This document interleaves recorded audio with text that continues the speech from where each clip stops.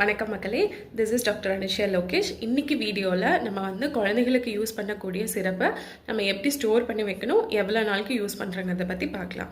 First நம்ம ஃபீவருக்கு கோல்டுக்கு கொடுக்கக்கூடிய சிரப்பை நம்ம ஓப்பன் பண்ணதுலேருந்து நம்ம 1 மந்த் வரைக்கும் தான் யூஸ் பண்ணணும். இதை ஃப்ரிட்ஜில் வைக்கணும்னு அவசியம் கிடையாது. வைக்கும் போது கேப்பை மறக்காமல் போட்டு வைக்கணும். நீங்கள் சப்போஸ் ஓப்பன் பண்ணாமல் வச்சுருக்கீங்க அப்படின்னா அது எக்ஸ்பைரி டேட் வரைக்கும் நம்ம யூஸ் பண்ணிக்கலாம். ரெண்டாவது ஆன்டிபயோட்டிக்ஸ் யூஸ் பண்ணுறோம் அப்படின்னா அதில் இருக்கக்கூடிய வாட்டர் மிக்ஸ் பண்ணி தான் நம்ம ஆன்டிபயோட்டிக்ஸ் மிக்ஸ் பண்ணணும். ரெண்டாவது விஷயம், இதை நம்ம ஃப்ரிட்ஜில் ஸ்டோர் பண்ணி வைக்கணும். இதை எவ்வளோ நாளைக்கு கொடுக்கலாம் அப்படின்னா ஒரு 3 to 5 days ஆன்டிபயோட்டிக் டோஸ் கொடுத்துருக்காங்கன்னா அது வரைக்கும் கொடுத்தாலே போதுமானது.